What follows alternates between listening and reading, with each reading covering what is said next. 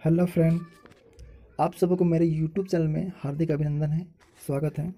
दोस्तों, आप स्क्रीन पर यहाँ पर देख पा रहे होंगे कि आज हम लोग आधुनिक भारत का इतिहास पढ़ने जा रहे हैं। और आज का जो टॉपिक होने वाला है वो प्लासी का युद्ध 1757 होने वाला है। पिछले टॉपिक में हम लोग ईस्ट इंडिया कंपनी के बारे में पढ़े थे। ईस्ट इंडिया कंपनी के पहले भारत की स्थिति क्या थी, उसके बाद ईस्ट इंडिया कंपनी भारत में कैसे स्थापित हुई, उसका कौन कौन से एक्टिविटी था, यानी कौन कौन से उसका क्रियाकलाप था, उसके बाद बंगाल पर उसका कैसे नियंत्रण स्थापित होता है, ये सब हम लोग देख चुके थे। उसके बाद धीरे धीरे युद्ध का एक माहौल क्रिएट हो रहा था, तो वहाँ तक हम लोग फर्स्ट वीडियो में देखे थे। इस वीडियो को देखने से पहले इस वीडियो के डिस्क्रिप्शन में उसका लिंक है, उसको आप देखिए, उसको देखिए, उसके बाद इसको देखिए तो ज़्यादा समझ में आएगा, क्योंकि दोनों संबंधित है। दोनों का जो घटना का क्रम है वो एक दूसरे से पूरक है, एक दूसरे के ऊपर निर्भर है। इसलिए पहला वीडियो देखने के बाद ये वीडियो देखेगा तो ज़्यादा समझ में आएगा। तो चलिए दोस्त, बात करते हैं प्लासी का युद्ध। जिन्होंने फर्स्ट वीडियो देख लिए होंगे, बाकी बात यहाँ पर आप जुड़े रहें। पहला वीडियो जो देखे हैं उनको ज़्यादा समझ में आएगा, और जो नहीं देखे हैं कृपया करके एक बार आप देख लीजिए। चलिए अब बात करते हैं प्लासी का युद्ध। प्लासी के युद्ध का शुरुआत कहाँ से होता है। अब युद्ध का जो बीजारोपण होता है वो पहला वीडियो में हम लोग देख लिए थे। युद्ध का दौर एक स्टार्ट हुआ था। अब यहाँ पर देखते हैं कि कैसे क्या हुआ। तो अलीवर्दी खां की मृत्यु के बाद सिराजुद्दौला बंगाल का नवाब बना। और यानी ये जो अलीवर्दी खां है वो बंगाल का एक शक्तिशाली शासक था। जब इनका मृत्यु हो गया तो किसी को शासक तो बनाना पड़ेगा ना, तो सिराजुद्दौला को बंगाल का शासक बनाया गया। और अंग्रेज चाहता था कि बंगाल का जो शासक है वो अंग्रेज़ों के व्यापारिक हितों का ध्यान रखे, लेकिन सिराजुद्दौला के आगे अंग्रेज़ों का मंसूबा कामयाब नहीं हो पा रहा था। सिराजुद्दौला के सामने जो है अंग्रेज़ों का मंसूबा कामयाब नहीं हो रहा था। अंग्रेज़ चाह रहा था कि बंगाल का जो भी नवाब अलग अलग समय में क्यों ना हो, सभी नवाब हमारा सपोर्ट करें, मेरे हितों का ख्याल रखें।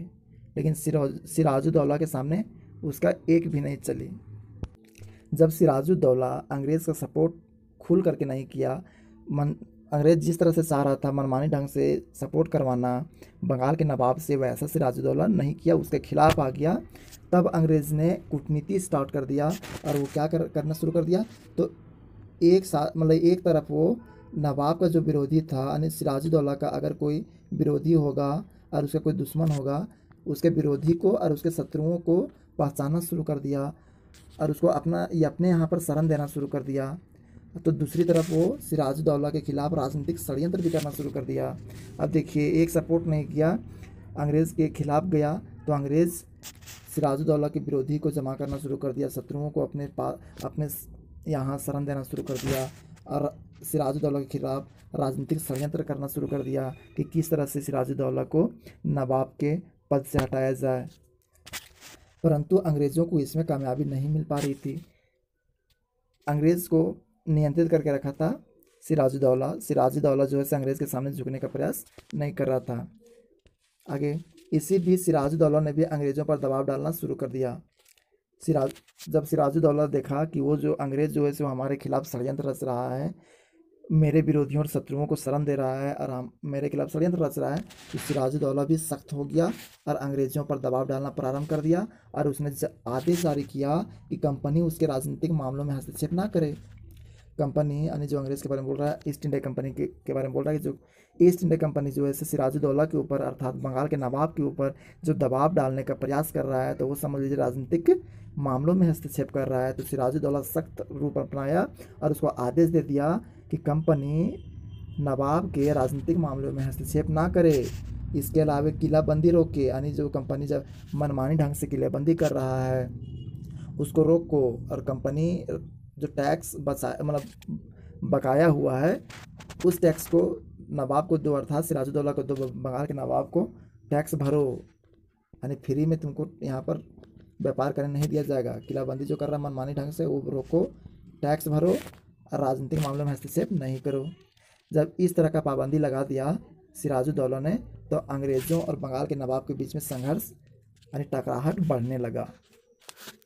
सिराजुद्दौला ने फोर्ट विलियम की किलेबंदी को नष्ट करने का आदेश दे दिया। सिराजुद्दौला बोल दिया कि अंग्रेज़ कंपनी तुम क्या करो, जो फोर्ट विलियम का किलेबंदी कर रहा है ना, तुम उसको रोको। लेकिन अंग्रेज़ों ने ठुकरा दिया, उसके बात नहीं माना। तो सिराजुद्दौला क्रोधित होकर के नवाब नवाब ने मई 1756 ईस्वी में कासिम बाजार पर आक्रमण कर दिया। जब बंगाल के नवाब का बात नहीं माना बंगाल के नवाब का बात नहीं माना तो गुस्सा में आ गया नवाब, और 17 मई 1700 सॉरी मई मंथ का 1756 ईस्वी में कासिम बाजार पर आक्रमण कर दिया और अपने कब्जे में ले लिया कासिम बाजार को। उसके बाद 20 जून 1756 ईस्वी को नवाब का फोर्ट विलियम पर अधिकार हो गया। यानी नवाब जब गुस्सा में आ गया तो 1756 ईस्वी में कासिम बाजार पर सबसे पहले आक्रमण किया और कासिम बाजार को अपने अधिकार में ले लिया। उसके बाद 20 जून 1756 ईस्वी को नवाब का फोर्ट विलियम पर अधिकार हो गया। नवाब जो है सिराजुद्दौला, वो फोर्ट विलियम को अपने अधिकार में ले लिया और नवाब का जो फौज था वो कई अंग्रेजी अफसरों को गिरफ्तार कर लिया। नवाब का जो फौज था वो अंग्रेजी अफसरों को गिरफ्तार कर लिया। अफसरों के अलावे कई अंग्रेज अफसरों को गिरफ्तार कर लिया, गोदामों पर कब्जा कर लिया। अंग्रेज अफसरों ने डर से सिराजुद्दौला के सामने आत्मसमर्पण करना शुरू कर दिया। प्लस में सिराजुद्दौला का जो सेना था वो बहुत सारे अंग्रेज़ों को बंदी बना लिया। इतना कड़ा रुख अपनाया। जब इस तरह से अंग्रेज़ पर अपना नियंत्रण स्थापित कर लिया सिराजुद्दौला, तो बाद में सिराजुद्दौला जो ऐसे यानी जो फोर्ट विलियम था ना वो कोलकाता, वही कोलकाता नगर बन गया बाद में।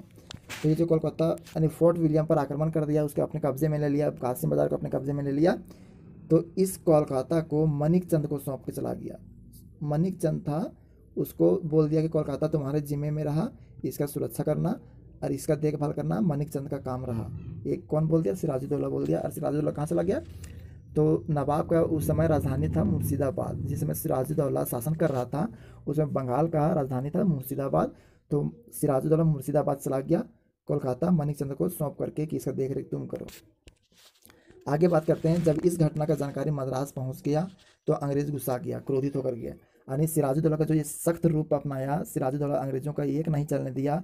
उसके कई अफसरों को गिरफ्तार कर लिया, बंदी बना लिया, गोदाम पर कब्जा कर लिया, कासिम बाजार पर आक्रमण करके उसको अपने कब्जे में ले लिया, फोर्ट विलियम अर्थात कोलकाता नगर को अपने कब्जे में ले लिया। इतना सारा घटना मतलब अंग्रेज़ के सामने चुनौती दिया।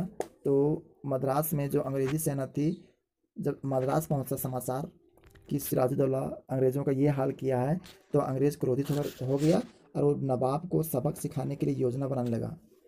अंग्रेज़ लोग नवाब को सबक सिखाने के लिए योजना बनाने लगा।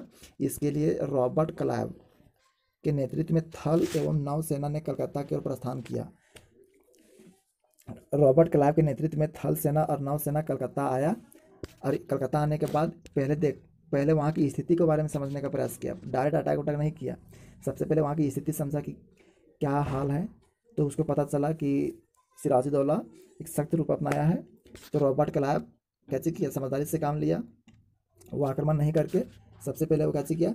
नवाब के कई बड़ी अधिकारियों को रिश्वत देकर के अपने पक्ष में ले लिया। कूटनीति का सहारा लेता है रॉबर्ट क्लाइव। बदले लेना है उसको सिराजुद्दौला से, और उसको हिम्मत नहीं हुआ कि सिराजुद्दौला से वो टकराए डायरेक्ट। इसीलिए पहले वहाँ पर स्थिति को समझा, उसके बाद देखा कि डायरेक्ट युद्ध करना ठीक नहीं है, तो कूटनीति का सहारा लिया। और कैसे किया? सिराजुद्दौला के जो यानी बंगाल के जो नवाब का जो बड़ा अधिकारी था उसको रिश्वत दे दिया और अपने पक्ष में मिला लिया। और उसी में से एक शामिल था ये मनिक चंद, जिसको कलकत्ता सौंप के गया था। सिराजुद्दौला कलकत्ता सौंप दिया था मनिक चंद के हाथों में कि तुम इसका सुरक्षा करो। अब इसको भी रॉबर्ट क्लाइव ने पैसा दे दिया और ये भी बदल गया, गद्दार निकल गया ये भी तरह से, और कोलकाता को बिना विरोध के उसको दे दिया रॉबर्ट क्लाइव को। ने अंग्रेज़ के हाथ में दोबारा कलकत्ता चला गया। फोर्ट विलियम दोबारा अंग्रेज़ों के हाथ में चला गया और ये मनिक चंद के गद्दारी की वजह से चला गया। जब कलकत्ता वापस अंग्रेज़ों को मिल गया तो अंग्रेज़ों का मनोबल बढ़ गया और उसने नवाब के खिलाफ युद्ध का घोषणा भी कर दिया। अब देख लीजिए, नवाब सिराजुद्दौला था ना, जब बंगाल मिल गया अंग्रेज़ों को तो अंग्रेज़ तो गुस्सा में था ही, वो बदला लेना चाह रहा था सिराजुद्दौला से। तो युद्ध का घोषणा कर दिया, यानी युद्ध मतलब करने को तत्पर हो गया, रेडी हो गया। अब विवश होकर के यानी युद्ध कर दिया, युद्ध छेड़ दिया। तो विवश होकर के यहाँ पर यानी विवश हो गया थोड़ा सिराजुद्दौला, और सिराजुद्दौला जो है सो अलीनगर का संधि किया अंग्रेज़ों के बीच में और बंगाल के नवाब के बीच में अलीनगर का संधि हुआ।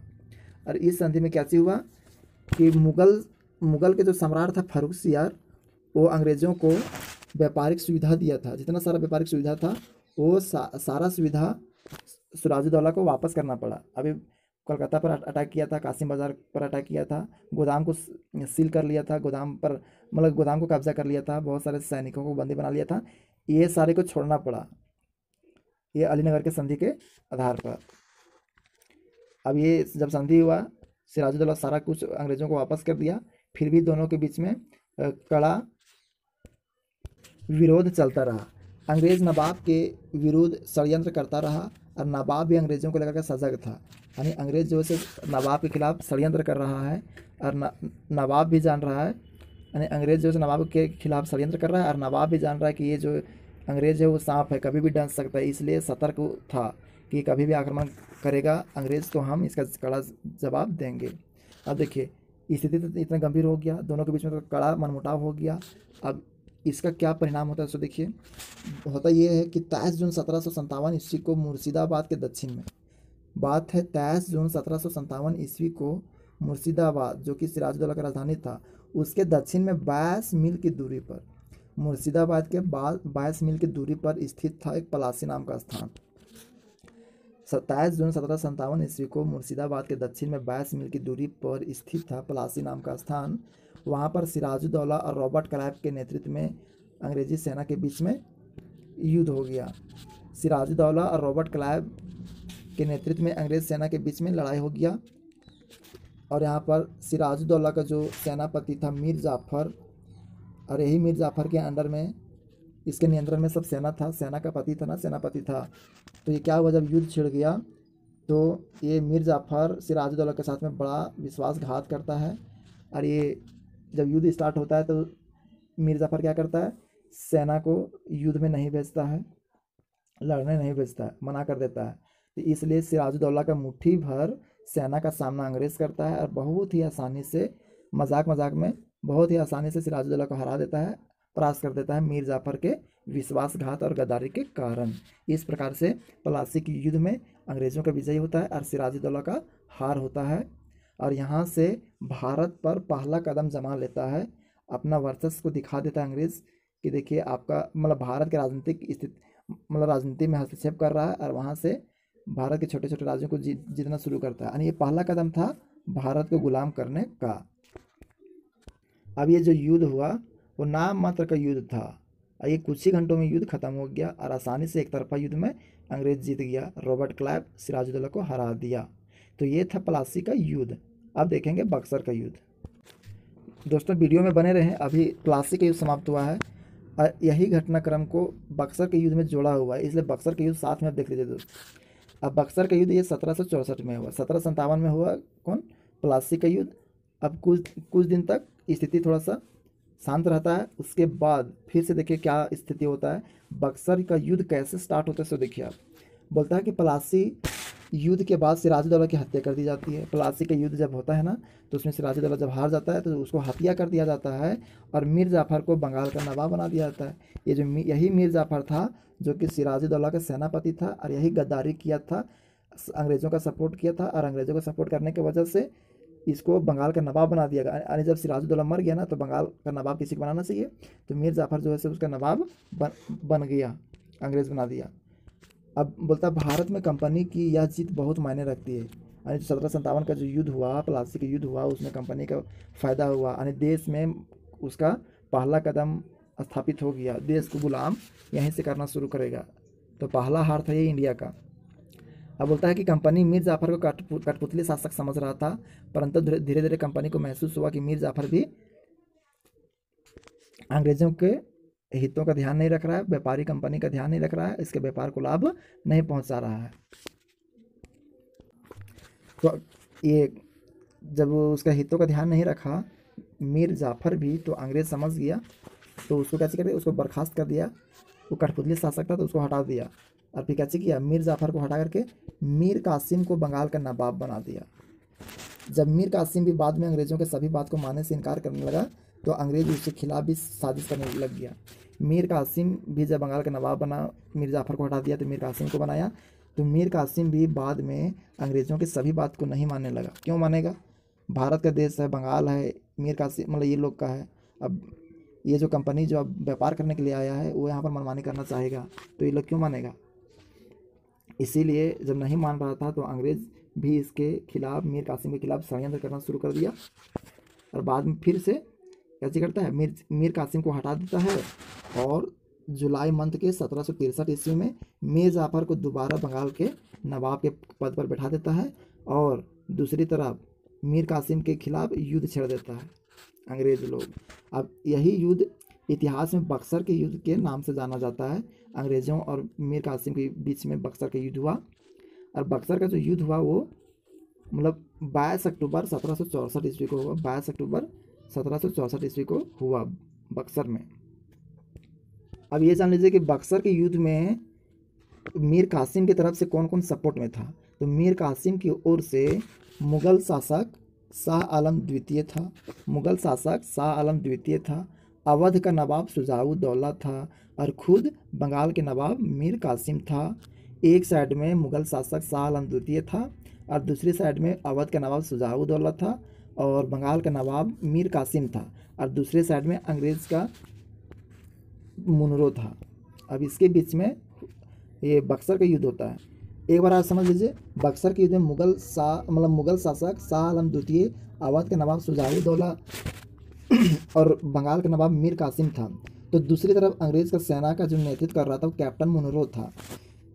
अब तीनों के सम्मिलित शक्ति से भयभीत होकर के अंग्रेज़ों ने अवध के नवाब को अपने पक्ष में मिलाने का कोशिश किया, लेकिन वे असफल रहा। जब ये तीनों शक्तिशाली शासक अंग्रेज़ के खिलाफ खड़ा हुआ, बक्सर के युद्ध में खड़ा हुआ, तो मुनरो जो था, कैप्टन मुनरो अंग्रेज़ का सेनापति, वो डर गया और वो प्रयास करने लगा कि अवध का नवाब शुजाउद्दौला जो था उसको अपने पक्ष में करने का प्रयास कर रहा था, लेकिन मतलब ये सफल नहीं हुआ। लेकिन बाद में हेक्टर मुनरो ने, ये जो मुनरो था हेक्टर मुनरो, वो तीनों के साथ में युद्ध कर लिया और उसको हरा भी दिया। अंग्रेजी सेना तीनों संयुक्त सेना को पराजित कर दिया। अब बक्सर का युद्ध जब अंग्रेज जीत गया तो इसका परिणाम सोच सकते हैं कि देश में उसका क्या स्थिति हो सकता है। तो इस युद्ध का परिणाम अत्यंत महत्वपूर्ण और अस्थायी सिद्ध हुआ। बक्सर के युद्ध में विजयी होने के बाद भी भारत में वास्तविक रूप से ब्रिटिश प्रभुसत्ता स्थापित हो गया। अब बक्सर के युद्ध में अब ब्रिटिश प्रभुसत्ता यानी ब्रिटिश का शासन शुरू हो गया यहीं से, क्योंकि इसका एक साथ में तीन शासकों को हराया, तीन राजाओं को हराया। तो यहाँ से उसका मनोबल और बढ़ गया और यहाँ से देश को गुलाम करना शुरू कर दिया। एक साथ में 3 राज्य को जीत लिया वो। अब मुगल सम्राट बंगाल का नवाब, अवध का नवाब, बंगाल के नवाब, अवध के नवाब और मुगल सम्राट, ये सब कठपुतली शासक बन गया। अब यहाँ पर समझने वाली बात ये है कि जो मुगल शासक था वो भी हार गया अंग्रेज से। मुगल शासक को भी अपने कब्जे में ले लिया ब्रिटिश, बंगाल को भी जीत लिया, अवध को भी जीत लिया। अब सोच लीजिए, जब मुगल साम्राज्य को जीत लिया तो समझ लीजिए पूरा भारत को जीत लिया। अब पूर्ण रूप से भारत पर इसका अधिकार हो गया। अब जब भारत पर अंग्रेजों का अधिकार हो गया तो उसके पास तो कठपुतली राजा था। मुगल शासक शाह आलम द्वितीय था, बंगाल का नवाब मीर कासिम था, अवध का नवाब शुजाउद्दौला था। तो ये सब अनुभवी शासक था, अच्छा से शासन कर सकता था। तो उसके अनुभव को अंग्रेज सीखा और वो अब शासक बनने का प्रयास कर रहा है। अंग्रेज जो है सो अब नवाब बनने का रास्ता साफ करने लगा, ख्वाब देखने लगा कि अब बंगाल का नवाब बनेगा अंग्रेज। अब देखिए यहाँ पर इलाहाबाद की संधि होती है। मुगल सम्राट ने कंपनी को बंगाल प्रांत का दीवान घोषित कर दिया। अब इलाहाबाद की संधि होता है मुगल सम्राट और अंग्रेजों के बीच, यानी मुगल सम्राट को भी हरा दिया ना अंग्रेज यहाँ पर। तो इलाहाबाद की संधि होता है मुगल सम्राट और अंग्रेजों के बीच, और अंग्रेज क्या कर दिया, बंगाल को सौंप दिया अंग्रेजों को, यानी बंगाल जो है अंग्रेजों के कब्जे में आ गया, वो भी दीवान।